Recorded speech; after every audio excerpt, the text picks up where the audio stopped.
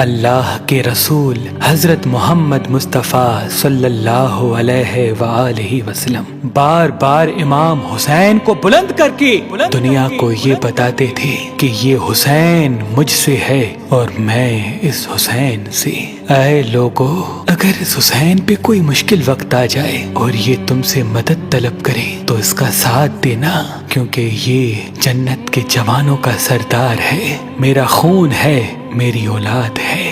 لیکن افسوس، ابھی رسول اللہ کی رحلت کو تھوڑا وقت ہی گزرا تھا کہ کربلا کے میدان میں ایک طرف 9 لاکھ کا مجمع تھا تو دوسری طرف وہ حسین جس کو اللہ کے رسول اپنے کندھوں پہ سوار کرتے تھے۔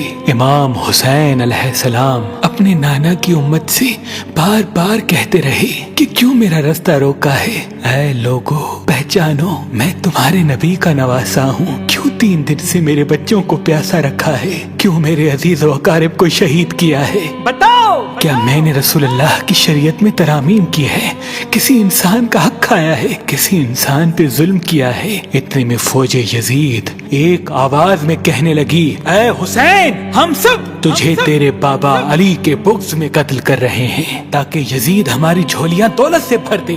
امام حسین نے فرمایا، اے لوگو، آج جس اسلام کا علم تمہارے ہاتھوں میں بلند ہے، یہ علم میرے بابا علی نے بلند کیا۔ مت بھولنا، خیبر و خندق میں اگر علی نہ ہوتے تو اسلام کی فتح ناممکن تھی۔ وہ علی جس نے پوری زندگی اسلام کی تبلیغ کی، حق کو بلند کیا، رسول اللہ کی حفاظت کی، آج اس علی کو یہ اجر دے رہے ہو۔ اے لوگو، بتاؤ، اللہ کے رسول نے بار بار میرے بابا علی کا ہاتھ بلند کر کے فرمایا تھا کہ جہاں حق ہوگا وہاں علی ہوگا، جہاں علی ہوگا وہاں حق ہوگا، اور آج اس علی اور اولاد رسول کو یہ اجر دے رہے ہو۔ اتنے میں یزید کی فوج کے سپہ سالاروں نے دیکھا کہ کہیں فوج میں بغاوت نہ ہو جائے۔ اے شمر، کیا دیکھ رہے ہو؟ حملہ کرو۔ بس لاکھوں کی فوج نے جب رسول اللہ کے نواسے پہ حملہ کیا، امام حسین علیہ السلام نے اللہ کا نام لیا اور ذوالفقار کو نیام سے نکالا۔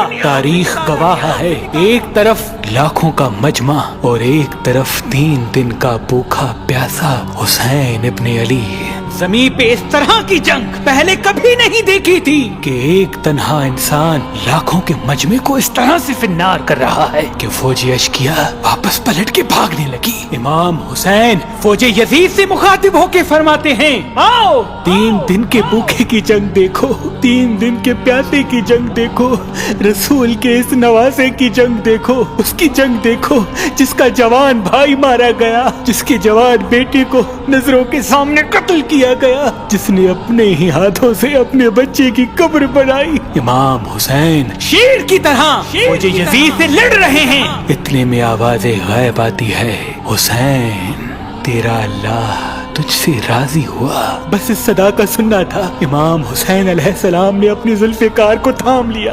اتنی میں عمر بن سعد کہتا ہے، شمر، کیا دیکھ رہے ہو؟ یہ علی کا شیر ہے، اس کو مات دینا ناممکن ہے، جاؤ خیموں کو آگ لگا دو۔ بس کچھ ظالموں نے بیبیوں کے خیموں کو آگ لگا دی اور کچھ امام حسین کو دور سے تیر مارنے لگے۔ امام حسین کبھی بیبیوں کے خیموں کی طرف بڑھتے ہیں، کبھی فوج کی طرف جاتے ہیں۔ عمر بن سعد اور شمر نے فوج کو 4 حصوں میں تقسیم کر دیا اور یہ کہا کہ کوئی بھی حسین کے قریب نہ جائے، جس کے پاس جو چیز ہے وہ دور سے حسین کو مارے۔ جس کے پاس نیزہ تھا اس نے نیزہ مارا، جس کے پاس تیر تھے وہ تیر مارتا رہا، جس کے پاس برچیاں تھی وہ برچیاں مارنے لگا۔ تاریخ نے لکھا، جس کے پاس مارنے کے لیے کچھ نہ تھا وہ کربلا کی گرم زمین سے مٹی اٹھا کے امام حسین کی طرف پھینکتا رہا۔ امام حسین کے جسم مبارک پہ ہزاروں زخم لگتے رہے، آپ کے جسم مبارک پر اتنے تیر تھے کہ آپ کا جسم مبارک نظر تک نہیں آ رہا تھا۔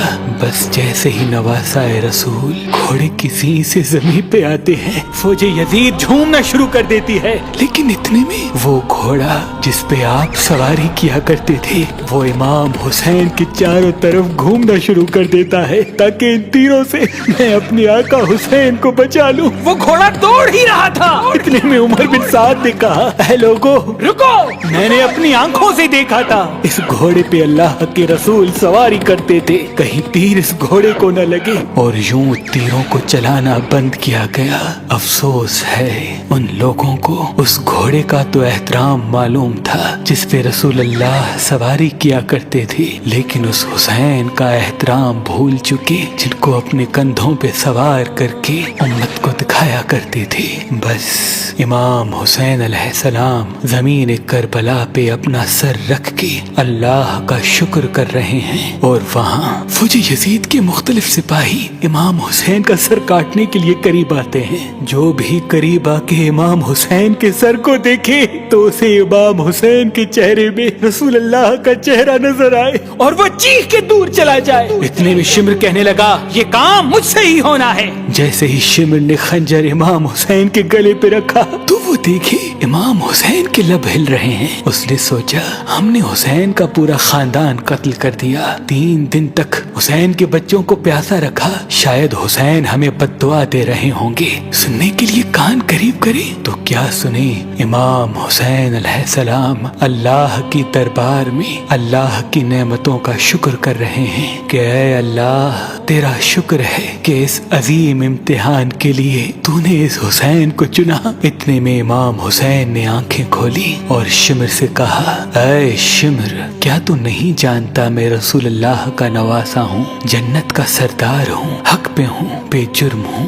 شمر نے کہا ہاں مجھے معلوم ہے۔ پھر آپ نے فرمایا تو کیوں قتل کر رہے ہو؟ شمر نے کہا تاکہ یزید میری جھولی دنیاوی دولت سے بھر دے۔ بس یہ کہتے کہتے شمر امام حسین کا گلا کاٹتا رہا اور فوج یزید مسلسل جھومتی رہی۔ امام حسین کے سر قلم ہونے کے بعد سادات کو لوٹا گیا۔ امام حسین کے سر مبارک کو نوک سنا پہ بلند کر دیا۔ بی بی سکینہ کو تماچے مارنے لگے۔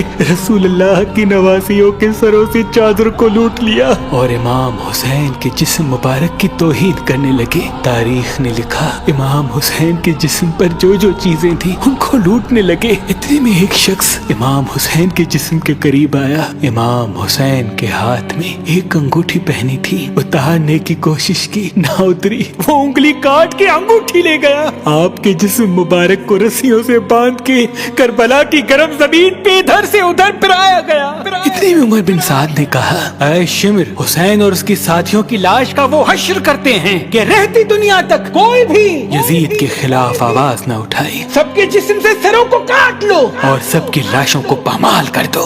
زمین کربلا گواہ ہے، کہیں سے کوئی قبیلہ اٹھ کے آتا ہے اور کہتا ہے کہ ہم حر کی لاش کو پامال ہونے نہیں دیں گے، کہیں بی بی ام لیلا کا قبیلہ آ کے کہتا ہے کہ ہم علی اکبر کا لاشا پامال ہونے نہیں دیں گے، کہیں بی بی رباب کے قبائل کے لوگ کہتے ہیں ہم علی اصغر کا لاش پامال ہونے نہیں دیں گے۔ ایک ایک شہید کی لاش پامال ہونے والی جگہ سے ہٹائی گئی۔ تاریخ گواہ ہے صرف رسول اللہ کا اکیلا نواسا کربلا کی گرم زمین پہ پڑا رہا اور مغرب کے گھوڑے مشرق کی طرف، مشرق کے گھوڑے مغرب کی طرف دوڑتے رہے۔ امام حسین کا جسم پامال ہوتا رہا۔ امام جعفر صادق علیہ السلام فرماتے ہیں میرا سلام ہو میرے اس غریب دادا پر جس کی لاش کو اس طرح سے پامال کیا گیا کہ ان کی دائیں پسلیاں بائیں پسلیوں کی طرف چلی گئی اور بائیں پسلیاں دائیں پسلیوں کی طرف چلی گئی، جن کا سینہ اور پشت ایک ساتھ ہو گیا۔ سلام ہو میرے اس بے وطن دادا حسین پر جن کے جسم مبارک کے ٹکڑوں کو زمین کربلا پہ بکھیرا گیا۔ سلام ہو، سلام ہو، سلام ہو۔